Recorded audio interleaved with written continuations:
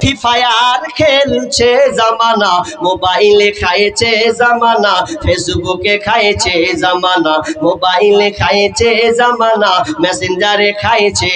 বিবাহিতা মেয়ে যখন ফেসবুকে ঢোকে, হ্যান্ডসাম ছেলে দেখে সে তো প্রেমে পড়ে। ওরে বিবাহিতা মেয়ে যখন ফেসবুকে ঢোকে, হ্যান্ডসাম ছেলে দেখে সে তো প্রেমে পড়ে। ওরে স্বামী সন্তান সব ছাড়িয়া, ও নারী স্বামী সন্তান সব ছাড়িয়া, নতুন প্রেমিককে চাইছে জামানা, মোবাইলে খাইছে জামানা, ফেসবুকে খাইছে। অল্প বয়সের ছেলে মেয়ে প্রেমে জড়াইছে জামানা, মোবাইলে খাইছে জামানা, ফেসবুকে খাইছে। আরে রাতের বেলা একা একা ঘুম যে আসে না, মেসেঞ্জারে না পাইলে বন্ধু ভালো লাগে না। ওরে রাতের বেলা একা একা ঘুম যে আসে না, মোবাইলে না পাইলে বন্ধু ভালো লাগে না। তাই তো এখন মা বাবারা ভীষণ টেনশনে পড়েছে জামানা, মোবাইলে খাইছে জামানা, ফেসবুকে খাইছে।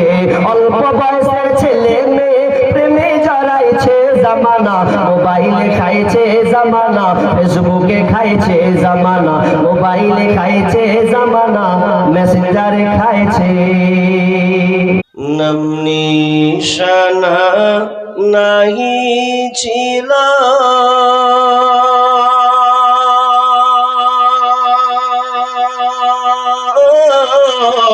শিশু জীবন কে বাদিল। নাম নিশানা নাহি ছিল,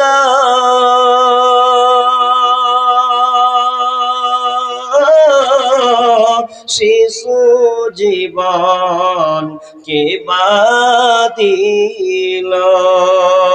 কার দয়াতে আসলি রে তুই, কার দয়াতে আসলি রে তুই, এই দুনিয়ার মাঝা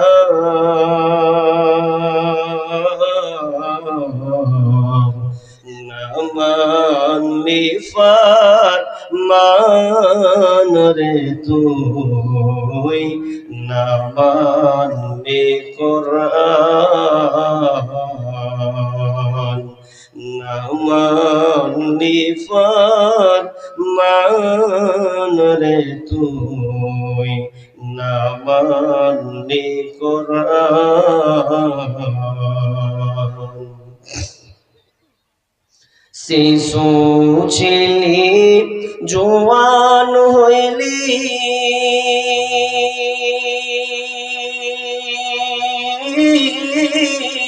নানা ভাবে স্বাদ মিটাইলি। শিশু ছিলি জোয়ান হইলি,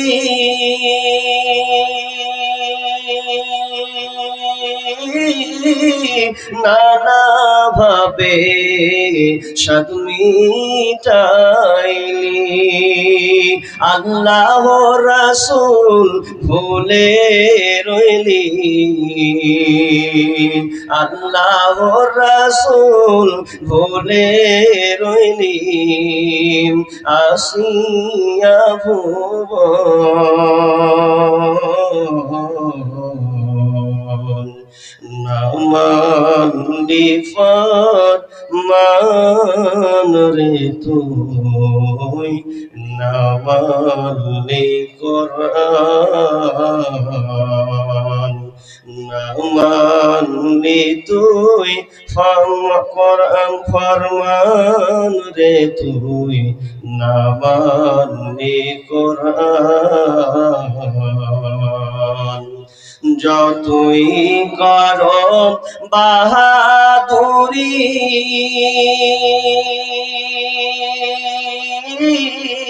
এই দুনিয়া নয় তোরা সোল বাড়ি। যতই করো বাহাদুরি, এই দুনিয়া নয় তো রাসূল বাড়ি, যেতে হবে সবই ছাড়ি, যেতে হবে সবই ছাড়ি, কবর মাঝার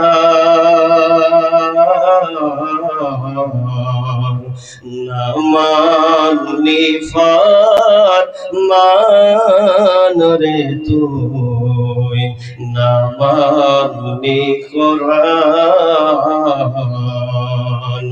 কার প্রেমেতে ভুলে রইলি আল্লাহর ইনসান,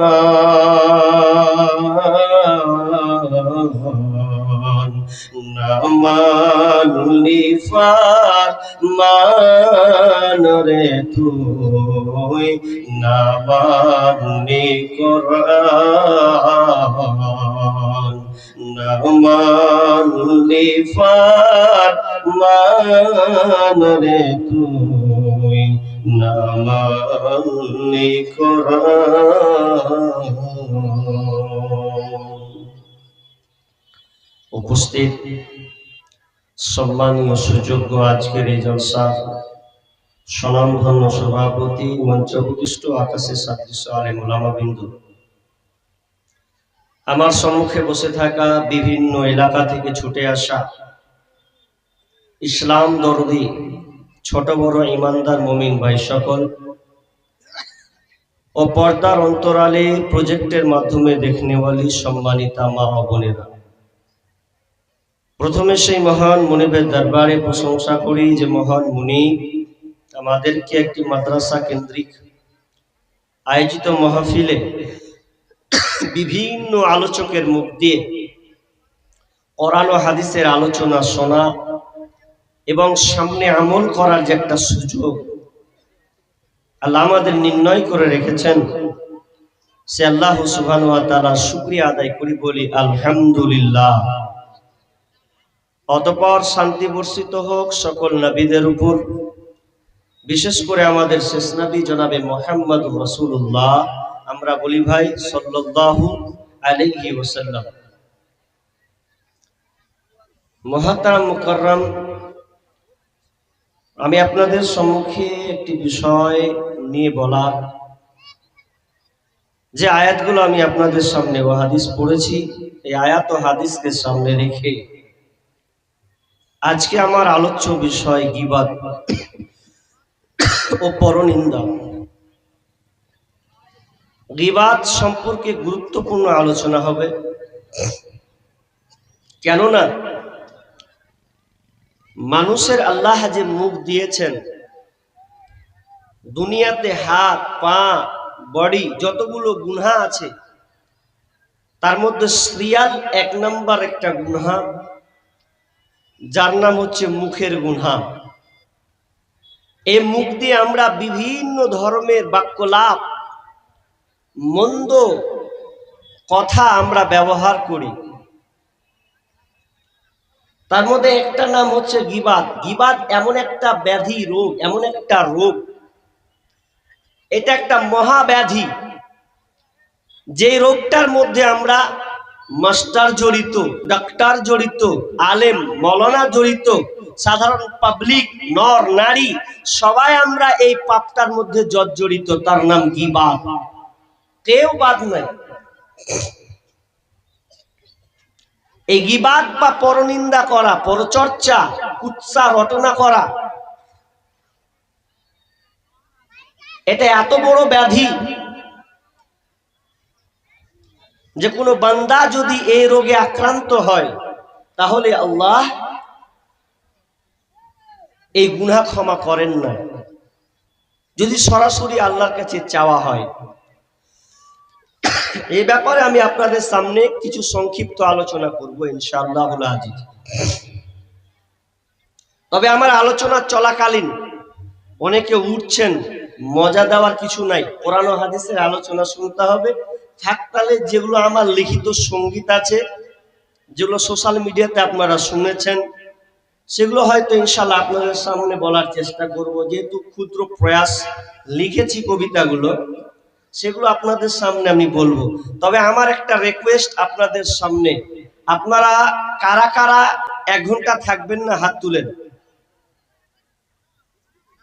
1টা 2টা 3টা 4টা 5টা 7-8টা লোক তুলে দিয়েছে, থাকবে না। হাজি,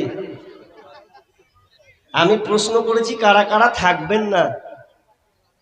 7-8টা লোক ওরা ঝোঁককে তুলে দিয়েছে, ঠিক না? আর বলাটাই উল্টা হয়েছে, নাহলে ওর সিধাভাবে বলতে হতো।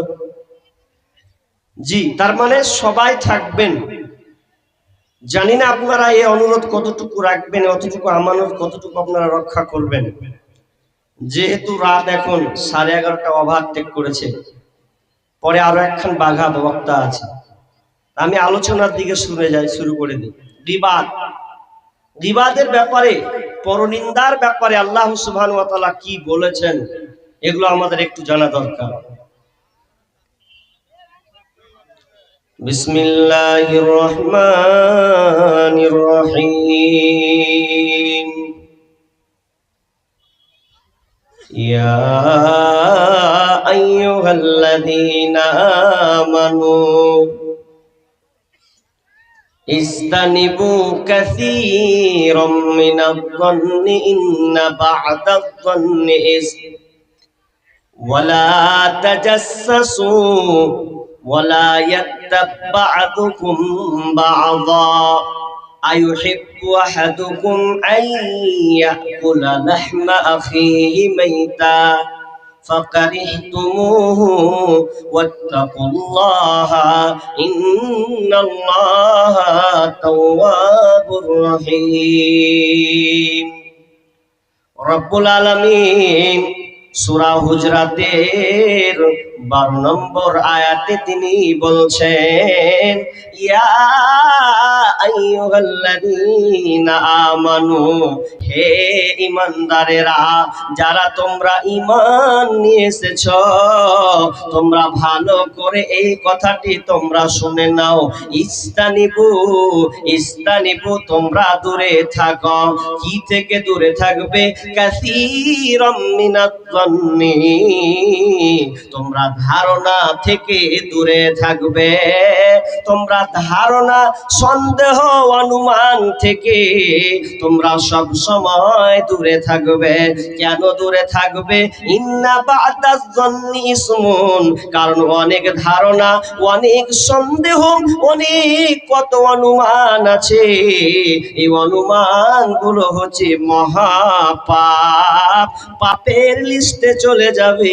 এই জন্য খবরদার, তোমরা কারো ব্যাপারে, কোনো বন্ধুর ব্যাপারে, কোনো ভাইয়ের ব্যাপারে, কোনো ব্যক্তির ব্যাপারে তোমরা ধারণা পোষণ করবে না, ওর ব্যাপারে তোমরা সন্দেহ করবে না। কেমন সন্দেহ? একটা লোক নামাজ পড়লো, এশার নামাজ পড়লো, এশার নামাজ পড়ার পরে 4 রাকাত ফরজ পড়েছে, 2 রাকাত সুন্নাতে মুআক্কাদা নামাজ পড়লো, এরপরে লোকটা বাড়ি চলে গেল। পাশের মুসাল্লি বলছে, কত বড় নামাজি বে, দেখ কত বড় নামাজির বেটা, নামাজি 2 রাকাত সুন্নাতে মুআক্কাদা পড়লে, 1 রাকাত যে 3 রাকাত বেতর বিজর বেতর ছিল পড়লো না। কত বড় নামাজি, অথচ আপনি সন্দেহ করে তাকে গালিটা দিলেন, সন্দেহ করে আপনি বললেন। কিন্তু লোকটা জানেন যে হয়তো সে তাহাজ্জুদ পড়ে না, কিন্তু তার আগে আজকে তার মনে হয়েছে আমি আজকে তাহাজ্জুদের নামাজ পড়ব, এই জন্য সে 2 রাকাত সুন্নাতে মুআক্কাদা নামাজ পড়ে বাড়ি চলে গেল। বেতর কেন পড়লো না? তো সে রাত্রে উঠে 2 রাকাত নামাজ পড়ে তারপরে হয়তো সে বেতরটা পড়বে, এই জন্য সে বেতর সে পড়লো না। এক কথায় তাহাজ্জুদের নামাজ পড়বে, এই জন্য বেতরের সালাত সে আদায় করলো না। আর এই সময় আপনি তাকে কি সন্দেহ করে দিলেন যে কত বড় নামাজির বেটা, নামাজি। তার মানে আল্লাহ বলছেন, খবরদার তুই এই ধরনের কথা বলবি না, কারো ব্যাপারে তুই সন্দেহ পোষণ করবি না। একটা লোক টেনে আছে, টেনে বসে খাবার খাচ্ছে, রমজান মাস চলছে, আর আপনিও মুসলমান। এবার আপনি তার পাশে বসে আছেন, যে লোকটা খাবার খাচ্ছে, মাথায় টুপি আছে, আপনার আপনার কিনা দাড়ি, বড় বড় দাড়ি তার আছে। এমন সময় দিনের বেলাতে বিসমিল্লাহ করে খাবার খাচ্ছে, আর আপনি সঙ্গে সঙ্গে বলছেন লোকটা কত নিম হারাম, দেখ রমজান মাসেও সে দিনের বেলা খায়, একটু লজ্জা লাগে না? মুখে দাড়ি নিয়েছে, মাথায় টুপি নিয়েছে, এরপরে লজ্জা লাগে না? কিন্তু না না, আপনি এই ধারণা করতে পারেন না।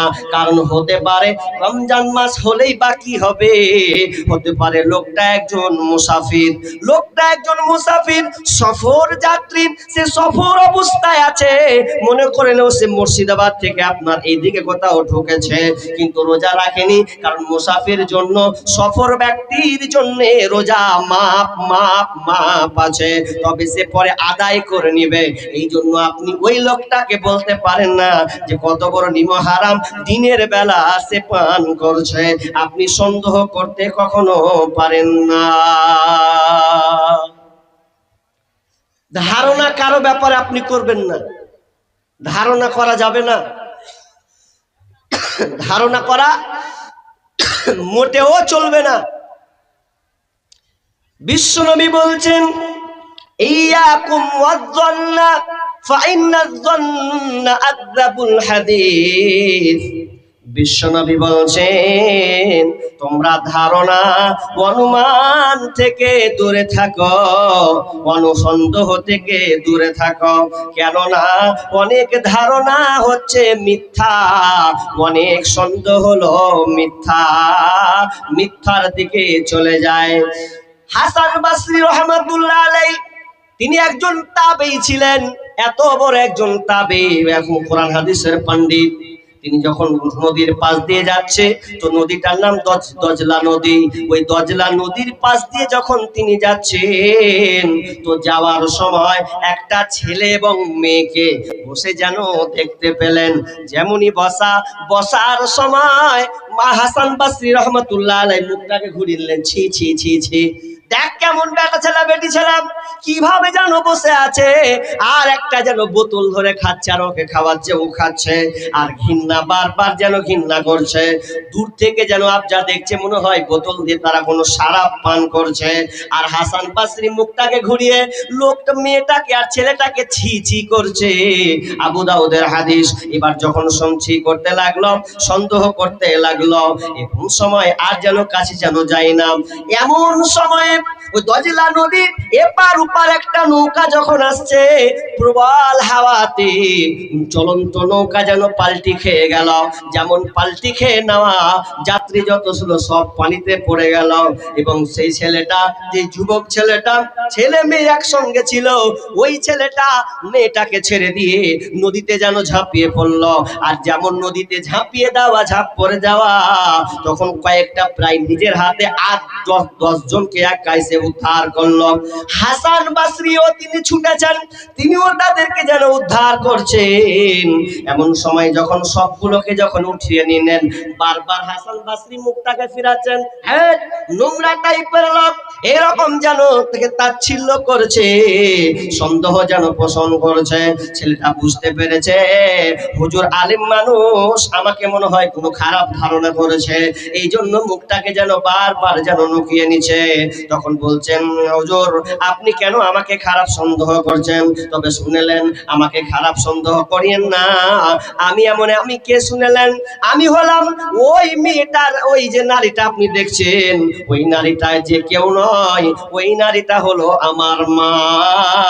আমার মা, আর আমি ওখানে বসেছিলাম, আমার মা খুবই অসুস্থ, সে তাবিয়াত তার খুব খারাপ আছে, অসহায়, আমার মা থাকতে পারছে না, এই জন্য বারবার আমি আমার উরু রঙের মাথায় বালিশ করে দিয়ে আমার মাকে আমি শুইয়ে দিয়েছি। আর ওই দজলা নদীর পানি বোতল দিয়ে আমি আমার মাকে বারবার খাওয়াচ্ছি, প্রখর রোদ, এই জন্য মুখ যেন শুকিয়ে যাচ্ছে, এই জন্য আমি কখনো পান করছি, আমার মাকে আমি দজলা নদীর পানি পান করাচ্ছি।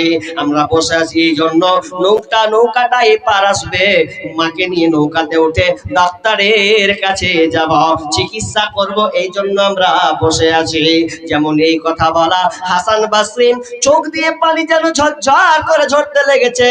আহারে আমি কেন লোকটার আমি যুবক ছেলেটার ব্যাপারে সন্দেহ করতে গেলাম, আমি কেন ধারণা করতে গেলাম, অনুমান কেন করতে গেলাম? তার মানে আমার অনুমান করা এটা কখনো ঠিক হয়নি। ওই ছেলেটার কাছে যেন সে ক্ষমা চাইল। এই জন্য আল্লাহ সুবহানাহু ওয়া তাআলা বলছেন, ওরে ঈমানদারেরা, তোমরা যারা ঈমান এনেছো শোনো, খবরদার কারো ব্যাপারে তোমরা কোনো মতে ধারণা করবে না, সন্দেহ করিও না কারো ব্যাপারে। কারণ সন্দেহ এমন একটা জিনিস, ভালো লোককে খারাপ বানিয়ে দেন আপনি। যার অপরাধ নেই সন্দেহ করে আপনি তার নামে এমন খারাপ মন্তব্য করলেন, সমাজের কাছে ওকে কলঙ্কিত করে দিলেন, তাহলে এ দায়ভার কে নিবে?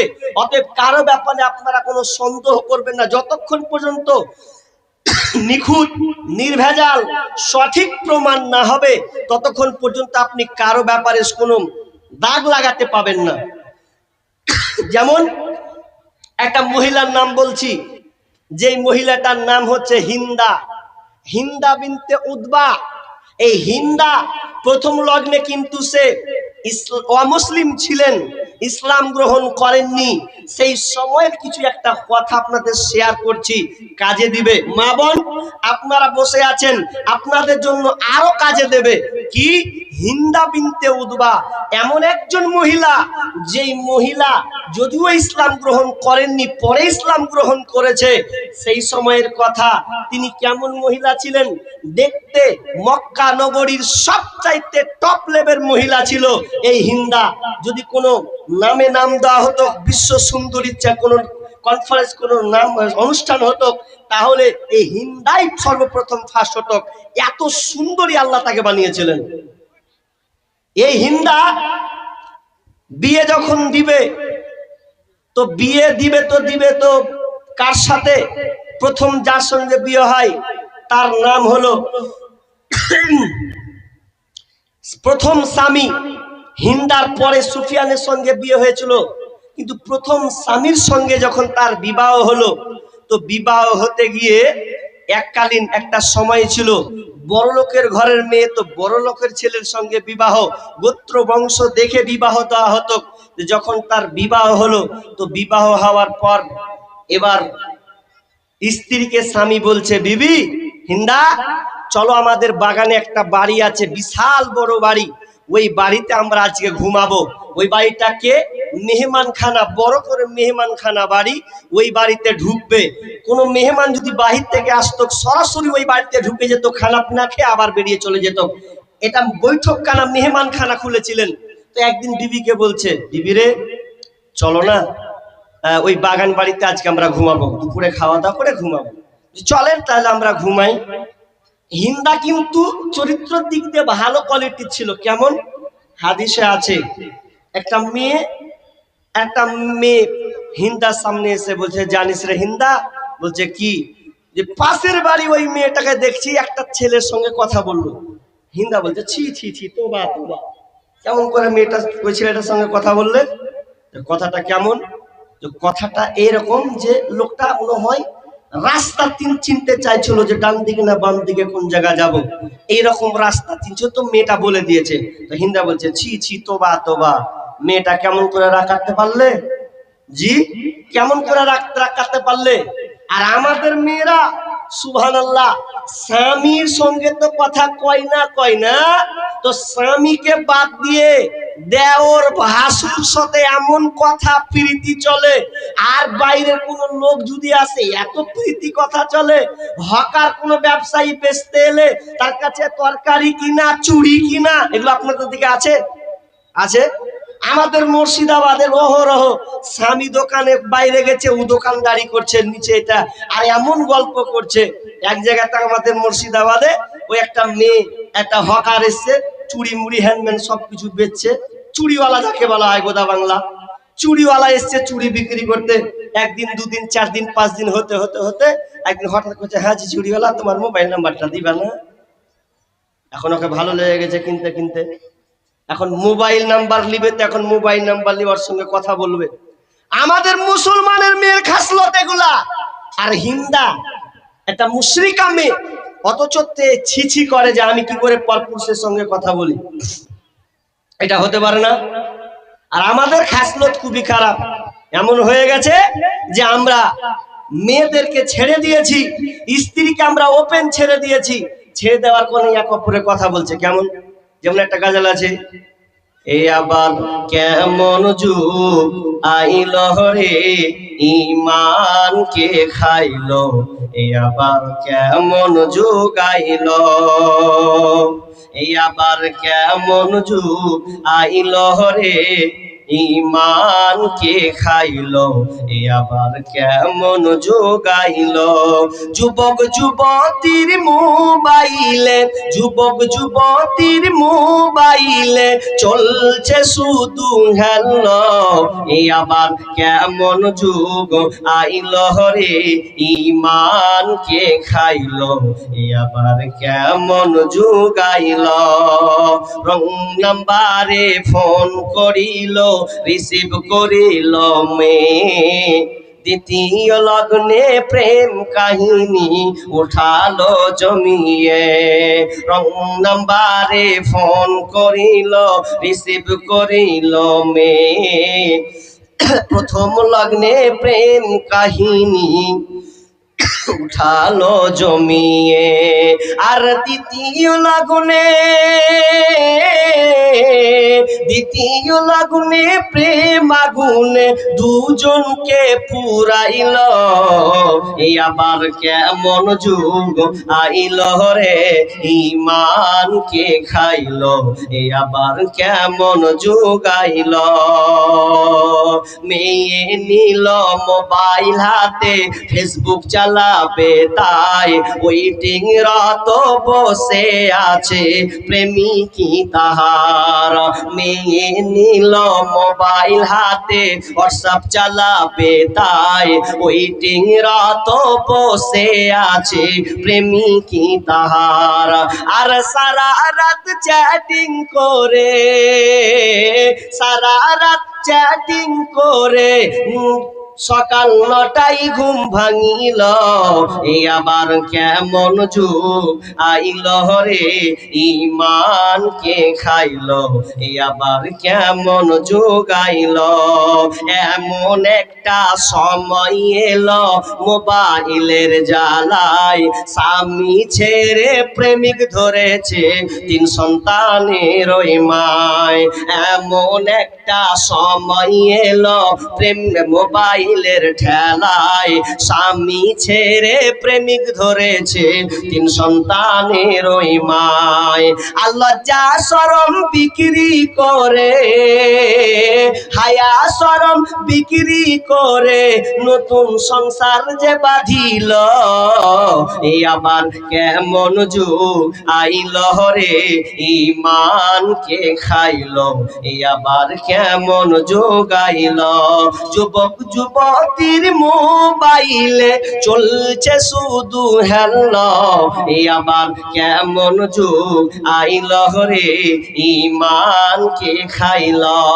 আমরা কেউ কাউকে পরোয়া করি না, মা বোনেরা পর্যন্ত আজকে মোবাইলের ভাইরাসে আক্রান্ত হয়েছে। এই জন্য আজকে মেয়েরা নিজের পছন্দের মতন প্রেমিকের সাথে পালিয়ে যাচ্ছে। 3 সন্তানের মা পর্যন্ত স্বামীকে বাদ দিয়ে অন্যের সংসার সে করতে শুরু করেছে।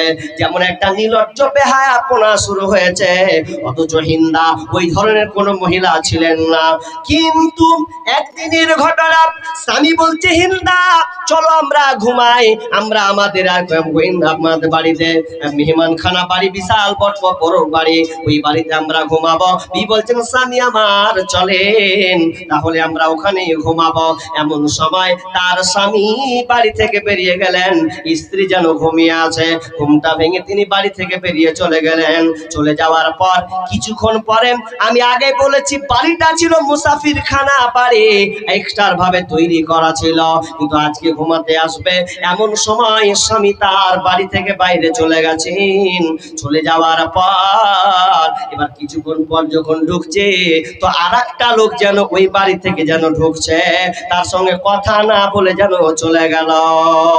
বাড়িতে ঢুকার পর এবার তার সন্দেহ শুরু হয়ে গেল, আহারে আমার বিবি নাকি অন্য কোনো পুরুষকে ডেকেছিল নাকি, এই দিন দুপুর বেলায় 2-3টার সময় আমার স্ত্রী আবার এর সাথে কিসের সম্পর্ক আছে, আমি তো ছিলাম না।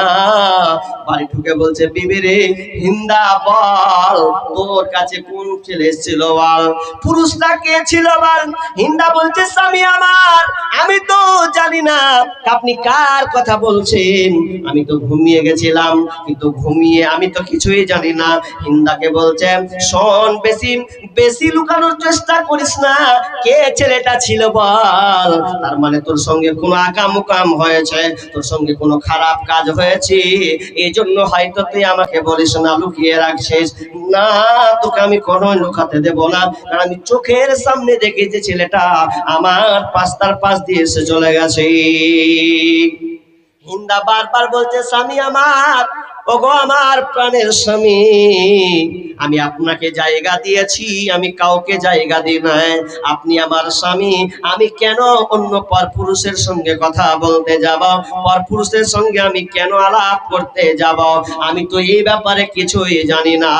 হিন্দার স্বামী বলছে, শুনবো না, তুই তোর সঙ্গে খারাপ ব্যবহার করেছিস, তার মানে ওকে এমন পর্যায়ে দেখলো হিন্দা কিন্তু আর সহ্য করতে পারে না। স্বামী খবরদার আমাকে এই মন্দ ধারণা আমাকে দিও না, আমি কাউকে চিনি না, আমার কারো সঙ্গে দেখা হয়নি। হিন্দার স্বামী বলছে, আর তোকে বাড়িতে রাখবো না, চল, তোকে আর বিবির লিস্টে রাখবো না, তোকে আমি তালাক দিয়ে দেব, তোর মতো নিমহারাম বেঈমান স্ত্রী আমার দরকার নাই। হিন্দা কাঁদে আর স্বামীর পা জোরে ধরে কাঁদে আর বারবার বলে, স্বামী গো খবরদার আপনি আমাকে ভুল বুঝেন না, ভুল বুঝে আমাদের সুন্দর সংসারকে আপনি ধ্বংস করিয়েন না। কিন্তু স্বামী কোনো মতে শুনলো না, না শুনে হিন্দা বাপের বাড়ি চলে গেল। বাপের বাড়ি গিয়ে সমাজে রটিয়ে গেলাম, হিন্দা একটা পরপুরুষের সঙ্গে খারাপ আচরণ করেছে, খারাপ ব্যবহার করেছে, তার সঙ্গে নোংরা কাজ করেছে। এবার উদ্বাদ্য শুনে মাথা খারাপ, আমার মেয়ে ধরনের কাজ করতে পারে না, আমার মেয়ে ধরনের নোংরা কাজ করতে পারে না।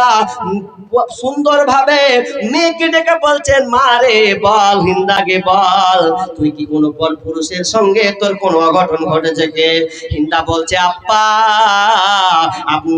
আপনার জামাই আমাকে খুব কুধারণা করেছে, আমাকে সন্দেহ করেছে, আমি এ ব্যাপারে কিছুই জানি না। কিছু জানিস না? বলছে, না, আপনার জামাই আমাকে খালি সন্দেহ করছে, আর সন্দেহ করে এই ধারণা করে আমাকে বলছে যে আমি তোর সংসার করব না। উদ্বাদ যেমন তেমন লোক নয়, বলছে আমার উচ্চ বংশের, আমার দাগ লাগিয়ে দেবে, এটা হতে পারে না। জামাইকে ডাকা হলো, সকলকে ডাকা হলো, কি ব্যাপার, আমার মেয়ে এরকম কাজ করেনি, তুমি তোহমত লাগাচ্ছ? বলছে, না, আমি নিজের চোখে দেখেছি আপনার মেয়ে নোংরা কাজ কি করে কে ছিল বলে না তো, ধোকান তো চোখের সামনে দেখেছি। কেউ যখন শোনে না, কারো যখন কথা শোনা হয় না, এ পক্ষ এ বিপক্ষ শুরু হলো। এমন সময় একটি লোক বলছে, শোনো, কোনো কাজ নয়, সরাসরি একটা কাজ করো, আমাদের কাহিন যে আছে ইয়ামেনে একজন কাহিন আছে, জ্যোতিবাবু আছে বা জ্যোতিষী আছে, ওই জ্যোতির কাছে গিয়ে আমরা আমাদের রোগটাকে ধরব, কেউ অপরাধী কে নির্দোষ এটা প্রমাণ হয়ে যাবে। সেই সময় মক্কার সময় আপনার কি নাম, জ্যোতিষীর কাছে ভালো মন্দ ভাগ্য নির্ণয় করা হতো। যদিও ইসলামে এটা হারাম, যদিও এটা ইসলামে হারাম, যদিও যদিও ইসলামে হারাম। কোনো জিনিস যদি হারিয়ে যায়, আপনি জ্যোতির কাছে গিয়ে, গণকের কাছে, আপনি কবিরাজের কাছে কোনো জিনিস ভাগ্য নির্ণয় করতে পারেন, এটা হারাম, এটা হারাম। তবে শুনেলেন, কিছু কিছু কবিরাজ আছে, কিছু কথা মিল খেয়ে যায়, এটা হাদিসে স্পষ্ট বিশ্বনবী বলেছেন। এটা কেমন করে কবিরাজরা বলতে পারে কিছু কথা কেমন মিলে যায়? তারা কিন্তু বদমাশ জিনদেরকে বশ করে, বশ করে নেওয়ার পর যে জিনগুলো আসমানের উপরে ফেরেশতারা যখন মানুষের ব্যাপারে, তার ভবিষ্যৎ ভাগ্যের ব্যাপারে কথাবার্তা চলে, এমন সময় বদ শয়তান জিনেরা তার কথাগুলোকে তারা শুনে নেয়, আর কিছু কথা শুনে তারা ওখান থেকে চলে আসে। ঠিক তেমনি ভাবে ওই কথাগুলো তাদের কবিরাজকে গিয়ে বলে দেয়, কিন্তু এটা প্রকাশ্য হারাম। কবিরাজের পাবার ক্ষমতা নাই কোনো মানুষের ভাগ্য নির্ণয় করা, ভাগ্যের ব্যাপারে পরিবর্তন করে দেওয়া, কোনো কিছু বলা, এটা কারো কোনো শক্তি নাই। কিন্তু সেই সময় মুশরিকরা এটাকে বিশ্বাস করত। তারা তো মুশরিক ব্যক্তি। ইয়ামিন চলে গেলেন, ইয়ামিন যাওয়ার পর এবার দুজনকে নিয়ে যাওয়া হলো, হিন্দা এবং হিন্দার স্বামীকে নিয়ে, আল ফাকি ইবনে মুগিরা, আল ফাকি ইবনে মুগিরা এবং হিন্দা, তারা দুজনে পাশাপাশি স্বামী স্ত্রী যেন বসে গেছেন এবং হাতটাকে চালাতে শুরু করলেন। কাহিন কাহিন যখন হাত চালালেন, হিন্দার হাত ধরে নিলেন, হাত ধরে হাত যেন জাদু ঘুরতে লাগলো। জাদু করতে করতে এক সময় হিন্দাকে বলল, হিন্দা এই ব্যাপারে সম্পূর্ণ নির্দোষ, এ কোনো অপরাধ করেনি, এর সাথে কোনো পর পুরুষের মোলাকাত সাক্ষাৎ হয়নি। যখন এই কথা বলা, সবাই যেন জেনে গেল হিন্দা হলো নিরপরাধ। যখন কবিরাজ কাহিন যখন এই জাদু চালালো, কাহিন কিন্তু ক্ষান্ত হয়নি, আরেকবার আরেকটা জাদু সে চালিয়ে দিয়েছে। চালানোর সময় কি দেখতে পেল? চালাতে চালাতে হিন্দাকে বলল, হিন্দা শুনে লাও, তোমার পেট থেকে একটা বাদশার যোদ্ধার জন্ম হবে, বীর যোদ্ধা জন্ম হবে, রাজা বাদশার জন্ম হবে। এটা একটা সুসংবাদ। তাহলে দুইটা তার খবর তার কানে চলে গেল। কিন্তু হিন্দার স্বামী আল ফাকি ইবনে মুগিরা এবার স্ত্রীকে বলছে, হিন্দা রে, আমি তোমাকে ভুল বুঝেছি, সন্দেহ করেছি, জিদ করে আমি তোমাকে তালাক দিতে চেয়েছিলাম, কিন্তু না না, আমি ভুল বুঝতে পেরেছি। হিন্দা বাড়ি চলো, আমি আবার আগের নাই আমরা দুজনে সংসার করব। মেয়ে মানুষ তো বুঝেন, মেয়ে মানুষ রাগ কত খারাপ, এ তো স্বামী রেগেছে রেগেছে। হিন্দা বলছে, তুমি আমাকে গোটা মহল্লায় অপবাদ দিয়েছ, আমার নামে সন্দেহ করে আমার ভবিষ্যৎ, আমার কলঙ্ক লাগিয়ে দিয়েছ, অতএব আমি আর তোমার সঙ্গে সংসার করব না, আমি তোমার সঙ্গে আর ভাত খাবো না, আমি বাপের বাড়ি চলে গেলাম। আল ফাকি ইবনে মুগিরা বারবার স্ত্রীকে বলে, বিবি রাগ করো না, ভুল করে দিয়েছি। বলছে, না শুনবো না, তুই শুনবো না, এই জন্য তোমার মতন বেঈমানের কাছ থেকে আমার পেটে কোনোদিন যোদ্ধার জন্ম হতে পারে না, তোমার কাছ থেকে, তোমার মতন কুধারণা বেঈমানের কাছ থেকে আমার পেট থেকে যোদ্ধার জন্ম হতে পারে না, অতএব আর তোমাকে সেই রকম বাপ হতেও দিব না। তো আমি চাই না তুমি আমাকে আর সংসার করো, আমি তোমাকে খোলা তালাক দিয়ে দিলাম, আমি আর তোমার সংসার করব না। সন্দেহ খুবই খারাপ জিনিস, কোন মতে কারো ব্যাপারে সন্দেহ করবেন না। তবে কিছু সন্দেহ করা যায়, কেমন অনুমান করা যায়, ধারণা রাখা যায় যে আপনি একটা ছেলেকে দেখছেন কোরআন তেলাওয়াত করছে, নামাজ পড়ছে, বক্তব্য দিচ্ছে, এমন সময় বলছেন, আহা ছেলেটা ভবিষ্যতে বিশাল বড় আলেম হবে, বিশাল বড় বক্তা হবে। তো এই ধারণা করা ভালো, কিন্তু মন্দ ধারণা করা হারাম। আয়াতটা শুধু শেষ করছি, এরপর আল্লাহ বলেছেন, ওয়ালা তাজাসসু, তোমরা খবরদার তাজাসসুসি করবে না, কারো গোপন খবর উদ্ঘাটন করবে না, কারো ব্যাপারে গোয়েন্দাগিরি করবে না, কারো গোপন পাপ তুমি কারো সামনে প্রকাশ করবে না। তুমি কারো গোপন পাপ জানতে পারলে, তোমার বন্ধু একটা খারাপ অন্যায় কাজ করে দিয়েছে কোনো মেয়ের সাথে, এসে নিজেকে বুঝতে পেরেছে আর ওর সাথে কোনো সম্পর্ক বন্ধুগণ, এখন আপনি তো জানেন, জানতে গিয়ে আপনি কি করলেন? আপনি ওপেনলি বলে দিলেন। আল্লাহ বলছেন খবরদার কারো বিষয়ে অনুসন্ধান করতে যেও না। বিষ্ণু বলছেন মান সাতারা মুসলিমান সাতারাল্লাহু ফিদ দুনিয়া ওয়াল আখিরা। মুসলিম শরীফের হাদিস, কেউ যদি কারো গোপন পাপকে ঢেকে রাখে, আপনি কারো পাপকে ঢেকে রেখেছেন, জানেন লোকটা খারাপ কাজ করেছে, এখন আপনি ওটাকে ওপেন করে এমন ঢেকে দিলেন। আল্লাহ সুবহানাহু ওয়া তাআলা বলছেন ওই বান্দা, যে বান্দা তার পাপকে ঢেকে রেখেছে, আল্লাহ তার পাপকে দুনিয়াতে এবং আখিরাতে ঢেকে রাখবেন। কেমন করে ঢেকে রাখবেন? বুখারীর রাতে একটা হাদিস আছে, আল্লাহ তাআলা বিচারের দিন যখন ওই বান্দার বিচার করবেন, বিচার করার সময় একটা আর দিয়ে দিবেন, পর্দা দিয়ে দিবেন। পর্দা দেওয়ার দিয়ে পর ওই বান্দাটাকে বলবেন, বান্দা তোমার আমলনামা তুমি পড়ো, তোমার আমলনামাতে এগুলো সব আমার ফেরেশতা লিখেছে। তুমি যে পাপ অন্যায় কাজ করেছো, এই অন্যায়গুলোকে আমার ফেরেশতারা ভুল লিখেছে। তখন ওই বান্দা বলবে, আল্লাহ না না না, আপনার এই ফেরেশতারা আমার ব্যাপারে একটাও ভুল কথা লেখেনি। আমি দুনিয়াতে যা খারাপ কাজ করেছিলাম ওগুলো সব ঠিকই আছে। তখন আল্লাহ সুবহানাহু ওয়া তাআলা ওই বান্দাকে বলবে, বান্দারে তাহলে শুনেলে, তুই যেমন গোপনে পাপ করেছিস এবং তুই একটা দুনিয়াতে কাজ করেছিলি, সেই কাজটাকে তুই কারো পাপকে গোপন রেখেছিলি দুনিয়াতে, তোর বন্ধুর পাপটাকে তুই গোপন রেখেছিলি, কোনো ব্যক্তির পাপকে তুই গোপন রেখেছিলি, কাউকে বলিস না। তো আমি আল্লাহ শুনেলে, আমিও তোর পাপকে গোপন রেখে দিলাম। তুই যে পাপগুলো করেছিস ওই গোপন পাপগুলো আমি আল্লাহ আর পাবলিক শো করলাম না, আমি আল্লাহ আমার আর দিয়ে রেখে দিলাম, এবং বান্দা আমি তোকে ক্ষমা করে দিলাম। কি লাভ হলো? কি লাভ হলো গোপন রাখতে গিয়ে? আল্লাহ আপনার পাপকে ঢেকে দিবেন।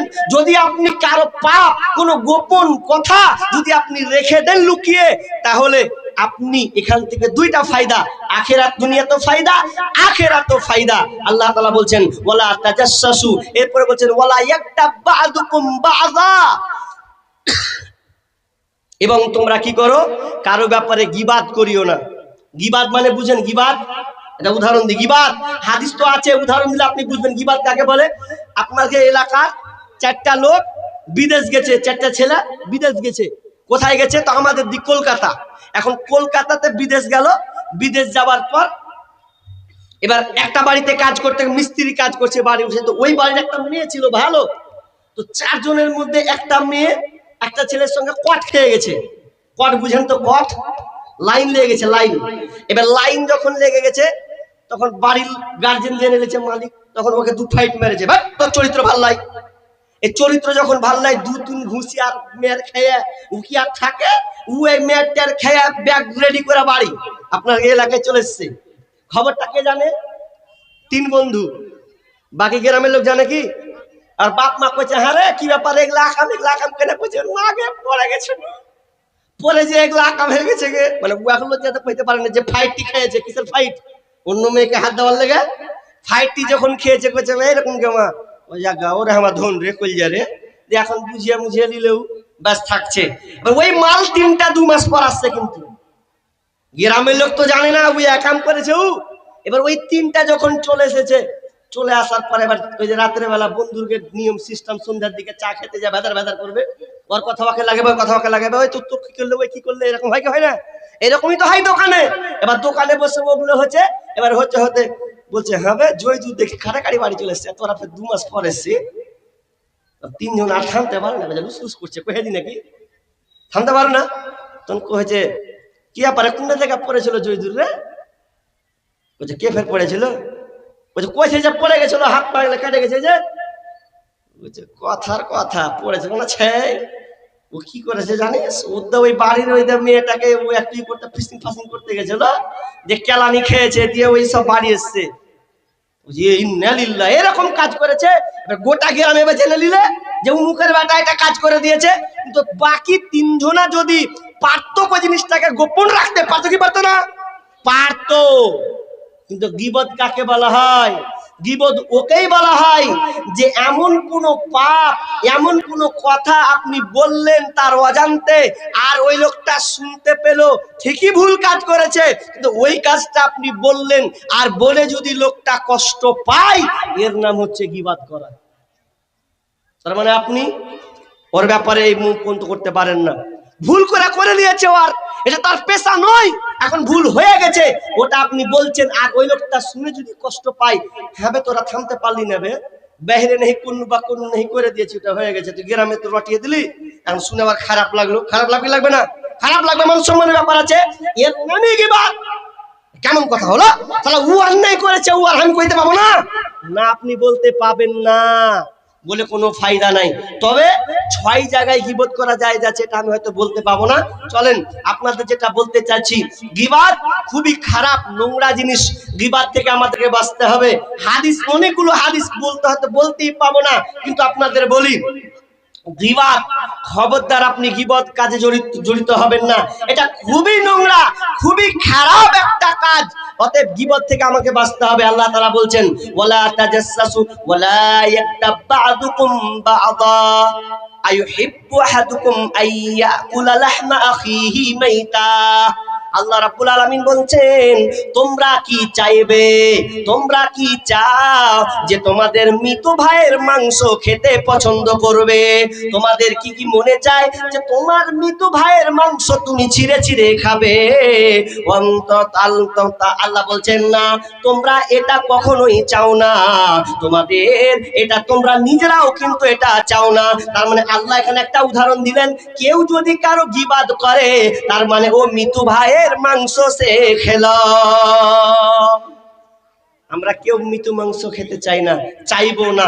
তো অতএব আমি আপনাদের বলবো যে আপনি গীবত করিয়েন না। গীবত খুব মারাত্মক জিনিস, এটা হাক্কুল ইবাদ, হাক্কুল্লাহ তো আলাদা জিনিস। হাক্কুল্লাহ, আপনি নামাজ পড়েননি, আল্লাহ বলছেন ক্ষমা করেন, জিনা করে দিয়েছেন, আল্লাহর কাছে ক্ষমা চাইলেন, রোজা রাখেন, আল্লাহর কাছে ক্ষমা চেয়ে নিলেন, হয়ে গেল।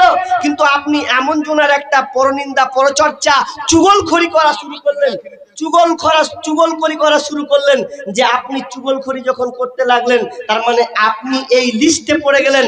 অতএব আল্লাহর কাছে পানা চাইতে হবে, এবং পাশাপাশি যার গীবত আপনি করেছেন, সতর্ক অবলম্বন করতে হবে, সতর্ক অবলম্বন করতে হবে। ভাইরা আমার, তাহলে এই গীবত আমাদের খুবই খারাপ জিনিস, আমরা বেশিরভাগ মানুষ এই কাজে জর্জরিত আছি। ভাই, এটা মাদ্রাসার জালসা, আপনারা জানেন, এটা আপনারা অবগত আছেন, যেটা মাদ্রাসার জলসা। অতএব মাদ্রাসার জলসা তার মানে এটা হচ্ছে একটা ফুল বাগান, এখান থেকে ছেলেরা দ্বীনি শিক্ষা অর্জন করে আমার মতন আর অন্যান্য আলেমের মতন বিভিন্ন জায়গায় গিয়ে এই ইসলামী দাওয়া অর্থাৎ কোরআন ও হাদিসের আলোচনা শোনাবেন। যেমন আপনারা বর্তমানে এখন শুনতে পাচ্ছেন, আমি কোনো স্কুলের পড়ুয়া নই, আমিও একটা মাদ্রাসার স্টুডেন্ট, ছাত্র। অতএব এই মাদ্রাসা আমরাকেই দেখতে হবে, এটা সরকারের কোনো অজুহাত নাই। সরকার তো চাই, প্রতি বছরই চাই, কত জায়গায় যে আপনার মসজিদ মাদ্রাসাগুলোকে ভাঙার জন্য ভাঙছেও, বা সুযোগ পেলেই ভাঙছে, কিন্তু আমরা মুসলমান, আমরা এই কাজ হতে দেব না। আমাদের প্রাণ দিয়ে, আমাদের বুদ্ধি দিয়ে, আমাদের শ্রম দিয়ে এই মাদ্রাসা মসজিদগুলোকে আমরা একটা ভালো পর্যায়ে নিয়ে যাব। আল্লাহ তাআলা যেন আমাদের এই সমস্ত শক্তি দেন।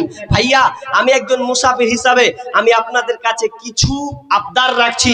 যেহেতু মুসাফির, আল্লাহ সুবহানাহু ওয়া তাআলা রাসূল সাল্লাল্লাহু আলাইহি ওয়াসাল্লাম বলেছেন মুসাফিরের দোয়া আল্লাহ কবুল করেন, বিধায় আমি মুসাফিরের লিস্টে থাকার কারণে আমি আপনাদের জন্য দোয়া করব।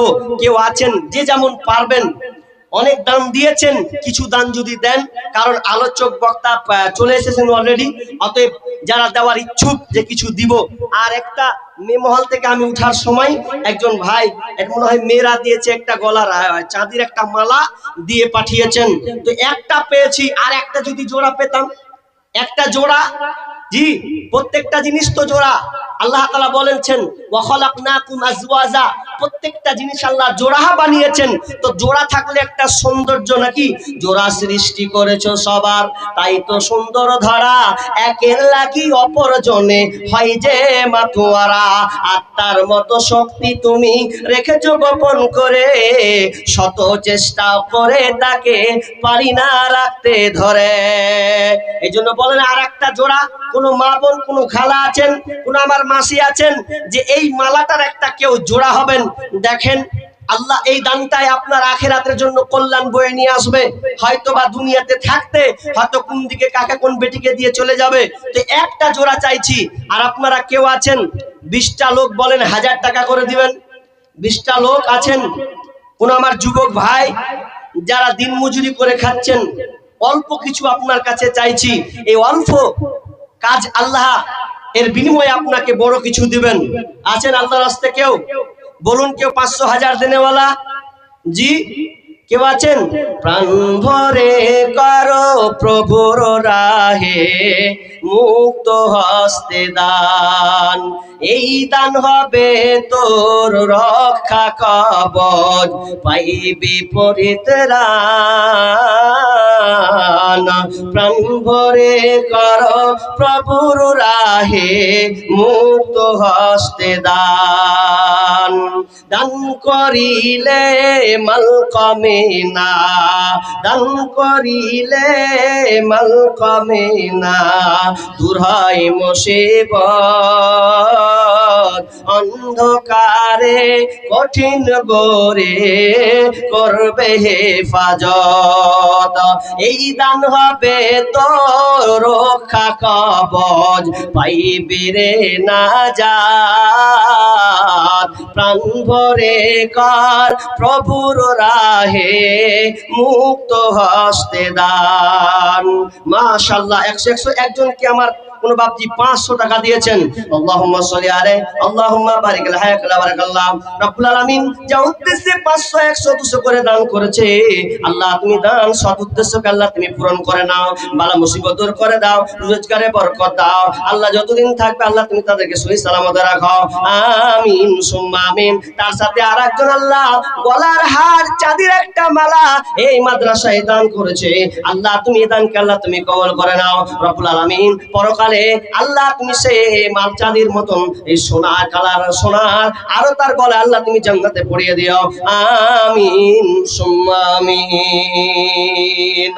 একলা জীবন একলা মরণ একলা চলতে কিসের ভয়, এই দুনিয়ার মানুষগুলো কেউ তো কারো নয় গো, এই দুনিয়ার মানুষগুলো কেউ তো কারো নয়, স্বার্থ ছাড়া কেউ চলে না, মনের কথা কেউ বোঝে না, স্বার্থ ছাড়া কেউ চলে না, মনের কথা কেউ বোঝে না, কারো দুঃখ দেখলে আবার করে দুঃখীর অভিনয়, এই দুনিয়ার মানুষগুলো কেউ তো কারো নয়, একলা জীবন একলা মরণ একলা চলতে কিসের ভয়, এই দুনিয়ার মানুষগুলো কেউ তো কারো নয় গো, এই দুনিয়ার মানুষগুলো কেউ তো কারো নয়। ভাই আপনারা যতগুলো বসে আছেন অন্ত বক্তা চলে এসেছেন অলরেডি, তো আপনারা অন্তত 100 টাকা করে তা দিতে পারবেন না? আমি 1000 টাকা চেয়েছি বলে আপনারা ক্ষান্ত হয়ে গেছেন নাকি? জি আমি চেয়েছিলাম, কিন্তু 100 200 500 দেনেওয়ালা নেই আপনারা। দেখেন হবে না, আল্লাহর রাস্তে হবে না, চান খাবো না। জি सभी हाजिरीन और सामीन से मैं गुजारिश करूंगा कि जो लोग अब तक खाना नहीं खाए हैं, होटल बिल्कुल बंद होने को है, इसलिए मैं आप हजरात से गुजारिश कर रहा हूं कि जल्दी से जाकर होटल कूपन लेकर खाना खा लें। होटल बिल्कुल बंद होने वाला है, उसका वक्त बिल्कुल करीब है। सभी हजरात से गुजारिश है कि जो खाना नहीं खाए हैं वो जल्दी जाकर खाना खा लें और फिर होटल जो है बंद हो जाएगा उसके बाद। জি যারা খাবেন খেয়ে আসেন, খালি খেয়ে আসলে হবে? জি কিছু তো দিতে হবে আল্লাহর রাস্তায়, খাও খান অসুবিধা নেই, পাশাপাশি এই মাদ্রাসায় আপনাদেরকে দিতে হবে। তা আমি শেষ আবদার চাইলাম, এটা আবার ওই ঝাড়খণ্ডের মতন হয়ে গেল না তো? ঝাড়খণ্ডিতে এত চেয়ে মুয়ে তার আগা দিকে 4-5 লাখ টাকা কালেকশন করলাম নদিয়াতে, এবার ঝাড়খণ্ডে গেলাম সব পিস সাঁওতাল পড়ে গেছে, দে ও সব হজরত আলীকে লিয়া পাগলা, পয়সাটা তার কেউ দিতে চায় না। জি তো এইরকম আপনাদের এলাকায় যে আমি চাইছি মুসাফির হিসাবে আপনাদের কাছে চলে যাব হয়তো, তো কেউ নাই শেষের মুহূর্তে, শেষ ভালো যার সব ভালো তার, কেউ নেই আল্লাহর হস্তে। 500 টাকা করে দিতে পারবেন না? 5টা লোক 10টা লোক এরকম উঠতে পারবেন না? জি দেখুন, আল্লাহ রাসূল বলছেন, আল্লাহ তাআলা নিজে বলছেন, ইয়া ইবনে আদম, হে আদম সন্তান, আনফিক, দান করো। একজন ভাই দিয়েছেন 100 টাকা। ভাই 100 টাকা করেও যদি দেন তো অনেকের হয়ে যায়। আসুন না একটু চেষ্টা করি। মানুষ কয়ে যাই রে দুনিয়া ছাড়িয়া, মসজিদের ওই পালকি আইনা তোলা দেই সাজায়া তারে জনমের লাগিয়া। মাশাআল্লাহ। আর একজন দিয়েছেন 100 টাকা। আরে 100 টাকা করে দিলে তো অনেক উঠে যাবেন। দেখুন না একটু চেষ্টা করি। জি ভাই, রাত এখন 12টা 20, তো এই এত গভীর রাত এটা ধরতে গেলে তো শেষ রাত্রিতে একটু চেষ্টা করি। আপনি 1000, 500, 2000 দিয়েছেন, 100 টাকা করে চাইছি, আসুন না। আরে না আছে আপনি বাকিতে লিখান, আপনাকে নগদ দিতে হবে না, আপনি লিখিয়ে দেন। ধান কেউ যদি দেওয়ার মন থাকে বলুন, ধান লিখান, আপনাদের চাষ হয়। জি একজন ভাই ফোন পে 500 দিল, টাকা না আছে ফোন পে মারুন না, স্ক্যান তো এখানে দেওয়া আছে, নাম্বারটা নেন, 100, 200 করে আল্লাহর রাস্তে দেন। জি মাশাআল্লাহ, হায়াকাল্লাহ, বারাকাল্লাহ। আল্লাহ একে একে আল্লাহ 100, 200 করে 500 করে দান করছে। আল্লাহ তুমি দানকে আল্লাহ তুমি কবুল করে নাও, যে উদ্দেশ্য দিয়ে যা সম্পূর্ণ করে দাও, বালা মুসিবত দূর করে দাও, রোজগারে বরকত দাও, আমিন সুম্মা আমিন। মায়ের চোখে ঝরলে পানি আল্লাহর রস কাইপা যায়, কান্দে না যেন মায়, কান্দে না যেন মায়, অতি কষ্ট সহ্য করে আদর সোহাগ দিয়ে শিশুকালে সন্তানের লালন করে মায়, সেই মায়েরই কষ্ট কেহ দিও না এই দুনিয়া, সেই মায়েরই কষ্ট কেহ দিও না এই দুনিয়া। মাশাআল্লাহ, জায়গা পেনু তো কোথায় নিয়ে তুমি যে ভাই, হ্যাঁ তুমি খুললে না মেয়েদের বলতে তুমি?